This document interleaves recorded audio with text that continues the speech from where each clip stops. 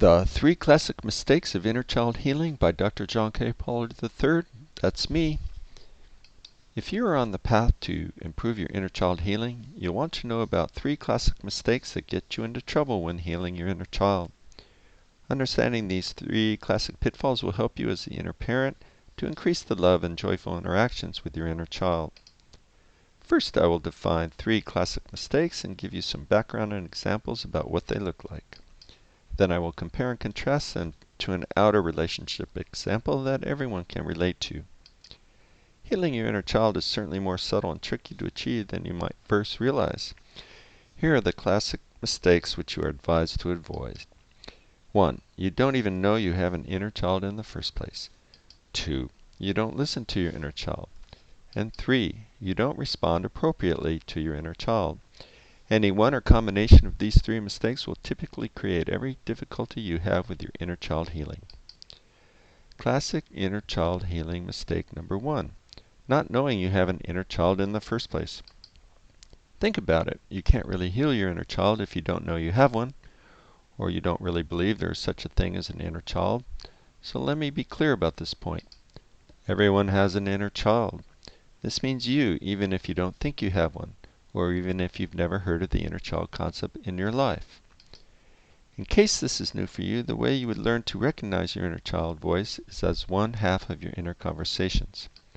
Your inner conversations are the non-stop, ongoing inner dialogue that occurs 24 hours a day inside your mind. These inner conversations take place from morning till night, from Sunday through Saturday and until death do us part. And no, you are not crazy. Every normal person has inner conversations, and you can actually learn to slow them down to work with them directly.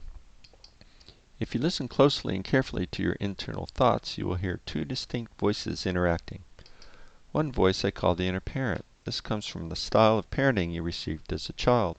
The way that your parents parented you becomes copied and installed in your mind just like a computer program, and this becomes the basis of the way you think and interact with the world.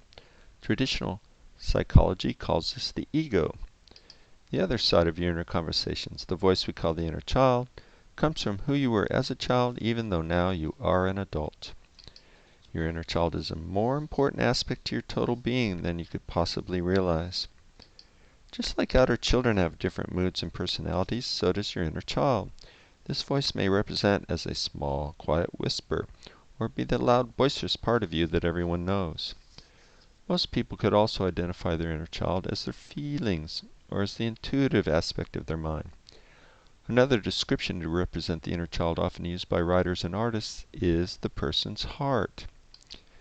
The mainstream media often has skeptics or comedians talk about people blaming their character defects on the inner child as if this were a joke. This tends to diminish the importance and value of this inner voice, which is a big mistake, because if your inner child is not happy, then you cannot be happy, which is why you want to engage in inner child healing in the first place. So if you don't know this already, you'll just have to trust me on this one. Next, the classic inner child healing mistake number 2, not listening to your inner child. Let's assume you're aware that you have a personality called the inner child within you. You've heard about it, read some books, or even attended some seminars or trainings on the topic. With this classic second mistake, you are simply not listening to this precious and important side of you, even when you know this voice exists. Your inner child is the intuitive self. It attempts to warn you when you're about to make a gigantic mistake in a life choice or perhaps an outer relationship. Have you ever felt the hairs stand up on the back of your neck or had a deep feeling of impending doom which you completely ignored to your detriment? After not listening to this inner voice, a person will typically say, "I totally knew I shouldn't have done that," or "I just didn't listen to myself." Your inner child also provides the keys to your deep inner needs and communicates directly about what will make you happy. It also provides clues to move your life forward in a positive direction.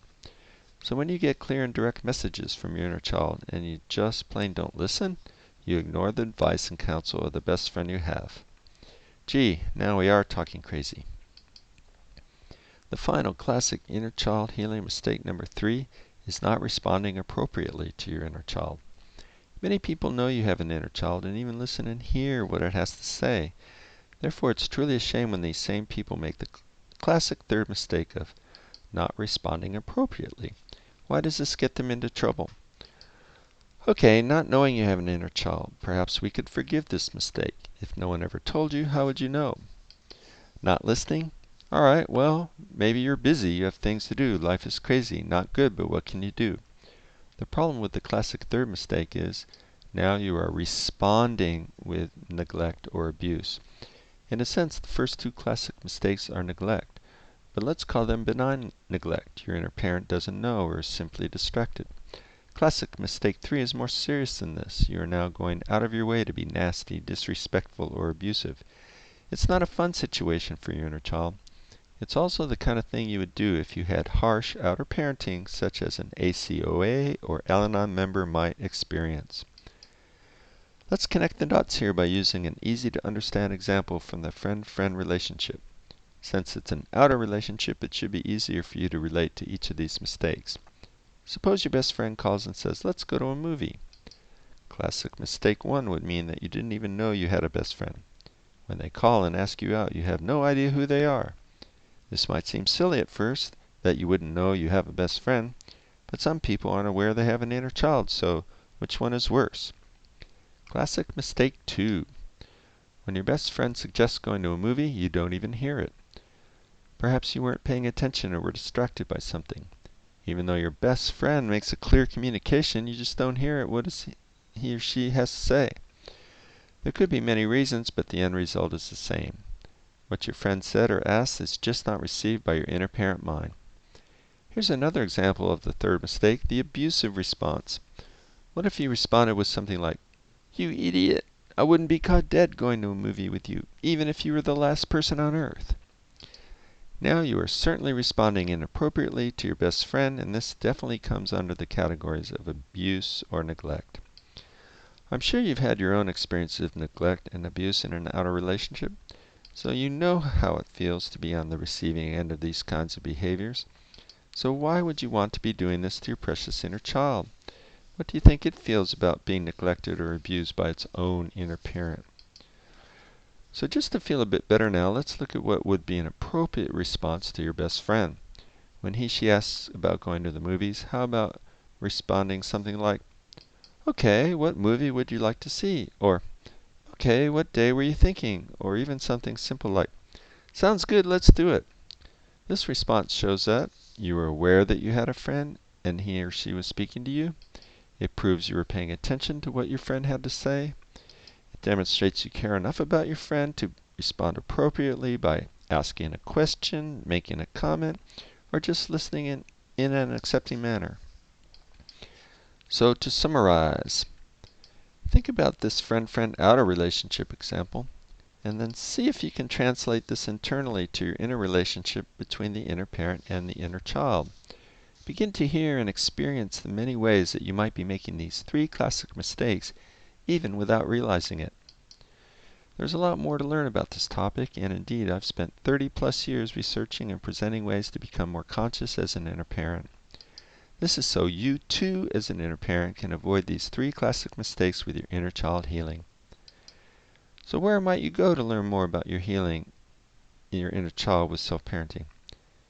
And would you like to know more about a plan of simple and successful steps to achieve this goal? For more information about self-parenting and to download a plan of simple steps to continue your inner child healing, go to www.selfparenting.com and look for the opt-in box to download your own plan for inner child healing. Click on the website link to read more, or click on the book that introduced self-parenting to both America and Australia and then around the world.